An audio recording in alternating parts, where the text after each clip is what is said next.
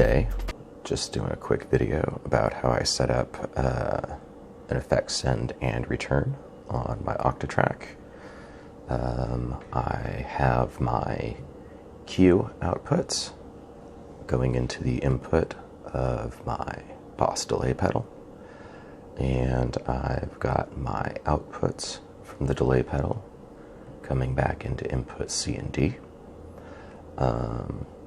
So how we set this up so that we can actually hear some of these effects is going into our mixer window. We are going to set up C and D as a direct channel. So you can use this bottom middle encoder to affect whether or not the signal is coming through direct. So this means that we don't have to use a through channel. The audio will just be coming through the inputs and go straight through. We don't have to use a track or anything for that.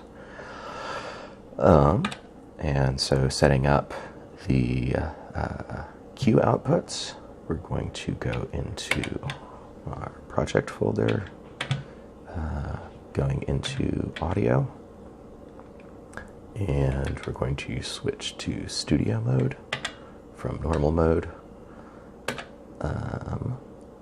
So this will give us 2 volume bars.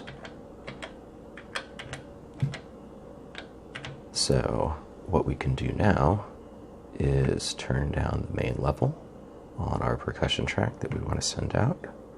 We're going to hold down the cue button, turn the level all the way up to 127. I learned from an EasyBot video recently that 127 is unity gain, so that keeps everything nice and even for where it is.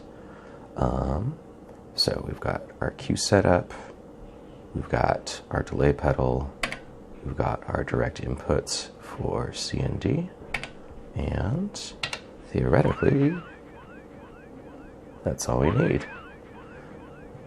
So we're sending our effects out on our cue channel. It's going out to our boss. It's coming back in. And if we want to, we can set up multiple channels this way.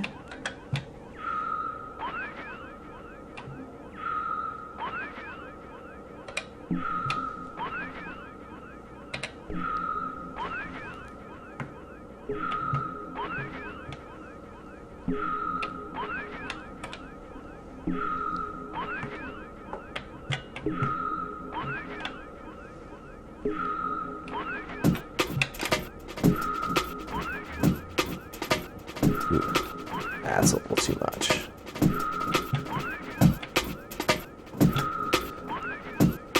So the thing to watch out for is that whenever you open up a new track, because it's going to cue and main, it's going to be extra loud. So you want to make sure that you have your sounds going to either one or the other.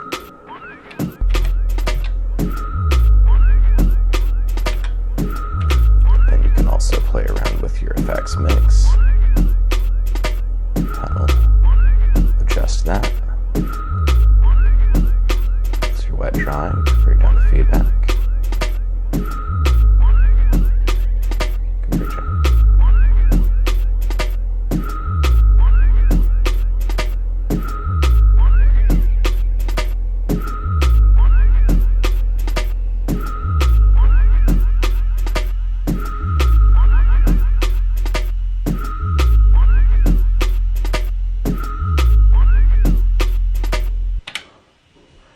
Alright, so that's the gist of it. Simple, sweet, easy to set up, but that's just something that I use for adding a little bit of extra delay, a little extra effect. One of the other good things about this is that that frees up your second effect slot, which by default is a delay setting.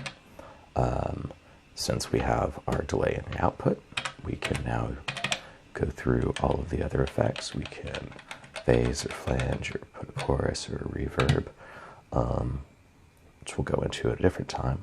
But yeah, one of the things that I really like about that is that it gives you another effect slot to play with. So hope that's helpful, hope that's easy, hope it gives you some ideas, and I'll be doing some other videos in the future. Stay tuned. Thanks.